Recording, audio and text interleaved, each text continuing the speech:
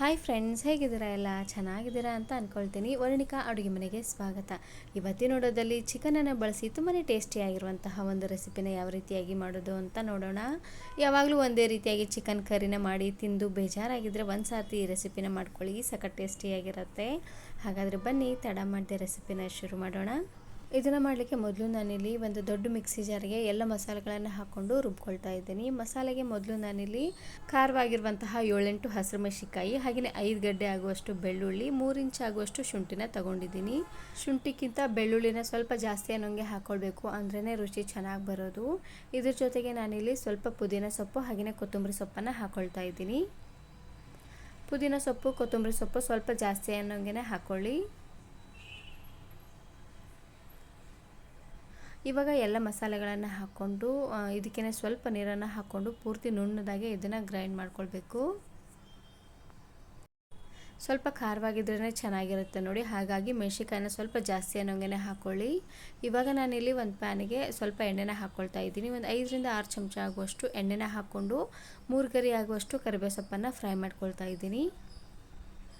ಮೊದಲು ಕರಿಬೇವು ಸೊಪ್ಪನ್ನು ಈ ರೀತಿಯಾಗಿ ಲೋ ಫ್ಲೇಮ್ನಲ್ಲೇ ಇಟ್ಟು ಚೆನ್ನಾಗಿ ಇದನ್ನು ಫ್ರೈ ಮಾಡ್ಕೊಳ್ಬೇಕು. ಸ್ವಲ್ಪ ಕ್ರಿಸ್ಪ್ ಆಗಬೇಕು ನೋಡಿ, ಹಾಗಾಗಿ ಗರಿ ಸಮೇತನೇ ಕರಿಬೇವು ಸೊಪ್ಪನ್ನು ಹಾಕ್ಕೊಂಡು ಫ್ರೈ ಮಾಡ್ಕೊಳ್ಳಿ. ಒಂದೊಂದೇ ಎಲೆನ ಹಾಕ್ಕೊಂಡ್ರೆ ತೆಗಿಲಿಕ್ಕೆ ತುಂಬಾ ಕಷ್ಟ ಆಗುತ್ತೆ ನೋಡಿ, ಹಾಗಾಗಿ ಈ ರೀತಿಯಾಗಿ ಗರಿ ಸಮೇತನ ಹಾಕ್ಕೊಂಡು ಈ ರೀತಿಯಾಗಿ ಚೆನ್ನಾಗಿ ಇದನ್ನು ಫ್ರೈ ಮಾಡಿಕೊಂಡು ಇವಾಗ ನಾನಿಲ್ಲಿ ಒಂದು ಪ್ಲೇಟಿಗೆ ಎತ್ತಿಟ್ಕೊಳ್ತಾ ಇದ್ದೀನಿ.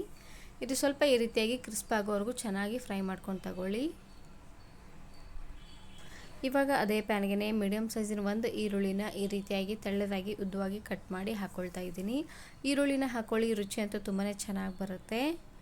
ಈರುಳ್ಳಿನ ಹಾಕ್ಕೊಂಡು ಲೋ ಫ್ಲೇಮ್ನಲ್ಲೇ ಇಟ್ಟು ಈರುಳ್ಳಿ ಎಲ್ಲ ಸ್ವಲ್ಪ ಸಾಫ್ಟ್ ಆಗೋವರೆಗೂ ಚೆನ್ನಾಗಿ ಇದನ್ನು ಬೇಯಿಸ್ಕೊಳ್ಬೇಕು ನೋಡಿ. ಈ ರೀತಿಯಾಗಿ ನಾನು ಇದೇ ರೀತಿ ಬಹಳಷ್ಟು ವೆರೈಟಿ ಆಗಿರುವಂತಹ ಚಿಕನ್ ರೆಸಿಪೀಸ್ನ ಅಪ್ಲೋಡ್ ಮಾಡಿದ್ದೀನಿ. ವಿಡಿಯೋ ನೋಡಿಲ್ಲ ಅಂದರೆ ಈ ವಿಡಿಯೋ ಕೊನೆಯಲ್ಲಿ ಹಾಕಿರ್ತೀನಿ, ನೋಡಿ ಚೆಕ್ ಮಾಡಿ.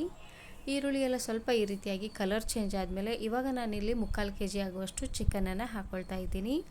ಚಿಕನ್ಗೆ ಸ್ವಲ್ಪ ಉಪ್ಪನ್ನು ಹಾಕ್ಕೊಂಡು ಚೆನ್ನಾಗಿ 2-3 ಸಾರ್ತಿ ತೊಳ್ಕೊಂಡು ತಗೊಳ್ಬೇಕು.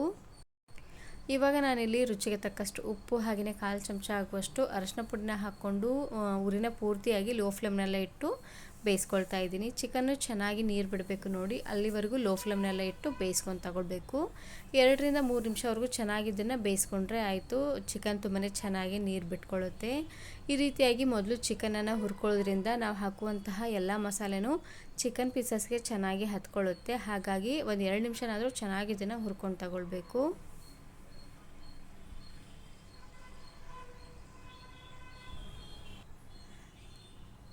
ಇವಾಗ ನಾನಿಲ್ಲಿ ಮೇಲ್ಗಡೆ ಮುಚ್ಚಳನ ಮುಚ್ಚಿ ಲೋ ಫ್ಲೇಮ್ನಲ್ಲೇ ಇಟ್ಟು ಬೇಯಿಸ್ಕೊಳ್ತಾ ಇದ್ದೀನಿ. ಇವಾಗ ನೋಡ್ತಾ ಇರ್ಬೋದು ಚಿಕನ್ ಪೀಸಸ್ ಎಲ್ಲ ಚೆನ್ನಾಗಿ ನೀರು ಬಿಟ್ಕೊಂಡಿದೆ, ನೋಡ್ತಾ ಇದ್ದೀರಲ್ವ.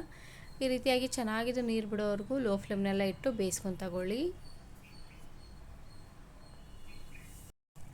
ಇವಾಗ ನಾನಿಲ್ಲಿ ಚೆನ್ನಾಗಿ ಹಣ್ಣಾಗಿರುವಂತಹ ಮೀಡಿಯಮ್ ಸೈಜಿನ ಒಂದು ಟೊಮೆಟೊನ ಹಾಕ್ಕೊಳ್ತಾ ಇದ್ದೀನಿ. ಹಾಗೆಯೇ ಇವಾಗ ತಾನೇ ರುಬ್ಬಿರುವಂತಹ ಮಸಾಲೆನ ಹಾಕ್ಕೊಳ್ತಾ ಇದ್ದೀನಿ. ಮಸಾಲೆನ ಸ್ವಲ್ಪ ಜಾಸ್ತಿ ಅನ್ನೋಂಗೆ ಹಾಕ್ಕೊಳ್ಳಿ, ಯಾಕಂದರೆ ಈ ಮಸಾಲೆಯಲ್ಲೇ ಸ್ವಲ್ಪ ಗ್ರೇವಿ ಥರ ಆಗುತ್ತೆ ನೋಡಿ, ಹಾಗಾಗಿ ಇದಕ್ಕೆ ನಾವೇನು ಕೊಬ್ಬರಿನ ಹಾಕ್ಕೊಳ್ತಾ ಇಲ್ಲ. ಹಾಗಾಗಿ ಎಲ್ಲ ಮಸಾಲೆಗಳನ್ನು ಸ್ವಲ್ಪ ಜಾಸ್ತಿ ಅನ್ನೋಂಗೆ ಹಾಕ್ಕೊಂಡು ರುಬ್ಕೊಂಡು ತಗೊಳ್ಳಿ. ಸ್ವಲ್ಪ ಗ್ರೇವಿ ಬೇಕು ನೋಡಿ, ಹಾಗಾಗಿ ಎಲ್ಲವನ್ನು ಸ್ವಲ್ಪ ಜಾಸ್ತಿ ಅನ್ನೋಂಗೆ ಹಾಕ್ಕೊಂಡು ರುಬ್ಕೊಂಡು ತಗೊಳ್ಬೇಕು. ಮಸಾಲೆನ ಹಾಕ್ಕೊಂಡು ಲೋ ಫ್ಲೇಮ್ನಲ್ಲೇ ಇಟ್ಟು ಇದರಲ್ಲಿರುವಂಥ ಹಸಿ ಸ್ಮೆಲ್ಲೆಲ್ಲ ಹೋಗಬೇಕು ನೋಡಿ, ಅಲ್ಲಿವರೆಗೂ ಚೆನ್ನಾಗಿ ಇದನ್ನು ಬೇಯಿಸ್ಕೊಂಡು ತಗೊಳ್ಬೇಕು. ನಾವು ಎಲ್ಲದನ್ನು ಹಸಿಯಾಗಿ ಹಾಕ್ಕೊಂಡಿದ್ದೀವಿ ನೋಡಿ, ಹಾಗಾಗಿ ಸ್ವಲ್ಪ ಈ ರೀತಿಯಾಗಿ ಮಿಕ್ಸ್ ಮಾಡಿಕೊಂಡು ಇದರಲ್ಲಿರುವಂಥ ಹಸಿ ವಾಸನೆ ಎಲ್ಲ ಹೋಗೋವರೆಗೂ ಚೆನ್ನಾಗಿ ಇದನ್ನು ಬೇಯಿಸ್ಕೊಂಡ್ರೆ ಸಾಕಾಗುತ್ತೆ. ಇವಾಗ ನಾನಿಲ್ಲಿ ಮೇಲ್ಗಡೆ ಮುಚ್ಚಳನ ಮುಚ್ಚಿ ಚೆನ್ನಾಗಿ ಇದನ್ನು ಕುದಿಸ್ಕೊಳ್ತಾ ಇದ್ದೀನಿ ನೋಡಿ. ಈ ರೀತಿಯಾಗಿ ಚೆನ್ನಾಗಿದು ಕುದಿ ಬರಬೇಕು. ಇದರಲ್ಲಿರುವಂಥ ಹಸಿ ವಾಸನೆ ಎಲ್ಲ ಹೋಗಿ ಚೆನ್ನಾಗಿ ರೀತಿಯಾಗಿ ಕುದ್ದಾದ್ಮೇಲೆ ಉಳಿದಿರುವಂತಹ ಮಸಾಲೆನ ಹಾಕ್ಕೊಳ್ಬೇಕು. ಇದಕ್ಕೆ ನಾನಿಲ್ಲಿ 1 ಚಮಚ ಆಗುವಷ್ಟು ಗರಂ ಮಸಾಲ ಹಾಗೆಯೇ 1 ಚಮಚ ಆಗುವಷ್ಟು ಚಿಕನ್ ಮಸಾಲಾನ ಹಾಕ್ಕೊಳ್ತಾ ಇದ್ದೀನಿ. ಚಿಕನ್ ಮಸಾಲ ಹಾಗೆಯೇ ಗರಂ ಮಸಾಲ ಇವೆರಡನ್ನ ಹಾಕ್ಕೊಂಡ್ರೆ ಸಾಕಾಗುತ್ತೆ. ಪೂರ್ತಿ ಜಾಸ್ತಿ ಮಸಾಲೆ ಇದ್ದರೆ ಅಷ್ಟೊಂದು ಚೆನ್ನಾಗಾಗೋದಿಲ್ಲ ನೋಡಿ, ಹಾಗಾಗಿ ಇವೆರಡು ಮಸಾಲೆನ ಹಾಕ್ಕೊಂಡು ಉರಿನ ಪೂರ್ತಿಯಾಗಿ ಲೋ ಫ್ಲೇಮ್ನಲ್ಲಿಟ್ಟು ಸ್ವಲ್ಪ ಇದನ್ನು ಬೇಯಿಸ್ಕೊಂಡು ತಗೊಳ್ಬೇಕು.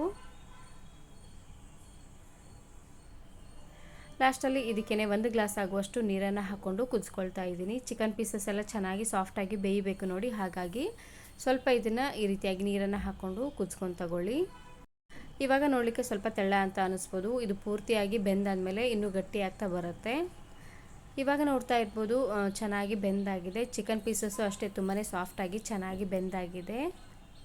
ಈ ರೀತಿಯಾಗಿ ಚೆನ್ನಾಗಿ ಎಣ್ಣೆ ತೆಲ್ ಬರೋವರೆಗೂ ಬೇಯಿಸ್ಕೊಂಡ್ರೆ ಸಾಕಾಗುತ್ತೆ. ಲಾಸ್ಟಲ್ಲಿ ಇದಕ್ಕೇ ಸ್ವಲ್ಪ ಕಸೂರಿ ಮೆಥಿನ ಹಾಕ್ಕೊಳ್ತಾ ಇದ್ದೀನಿ. ಕಸೂರಿ ಮೆಥಿನ ಹಾಕ್ಕೊಳ್ಳಿ, ರುಚಿ ಅಂತೂ ತುಂಬಾ ಚೆನ್ನಾಗಿ ಬರುತ್ತೆ. ಈ ರೀತಿ ಗ್ರೇವಿ ಥರನಾದರೂ ಮಾಡ್ಕೊಳ್ಬೋದು, ಇಲ್ಲಾಂದರೆ ಪೂರ್ತಿ ಡ್ರೈ ಥರನೂ ನೀವಿಲ್ಲಿ ಮಾಡ್ಕೊಳ್ಬೋದು. ಇದು ಕೂಡ ತುಂಬಾ ಚೆನ್ನಾಗಿರುತ್ತೆ.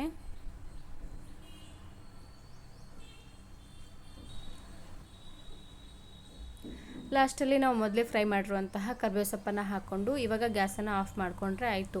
ಸಖತ್ ಟೇಸ್ಟಿಯಾಗಿರುವಂತಹ ಗ್ರೀನ್ ಚಿಕನ್ ರೆಡಿಯಾಗಿ ಹೋಗ್ಬಿಡುತ್ತೆ. ಒಂದು ಸಾರ್ತಿ ಈ ರೆಸಿಪಿನ ಟ್ರೈ ಮಾಡ್ಕೊಳ್ಳಿ, ಸಖತ್ ಟೇಸ್ಟಿಯಾಗಿರುತ್ತೆ ಅಂತಲೇ ಹೇಳ್ಬೋದು. ಚಪಾತಿ, ರೋಟಿ, ಕುಲ್ಚಾ ಹಾಗೆಯೇ ವೆರೈಟಿ ಆಗಿರುವಂತಹ ರೈಸ್ ಜೊತೆಗೆ ತುಂಬಾ ಚೆನ್ನಾಗಿರುತ್ತೆ. Thank you. Thanks for watching.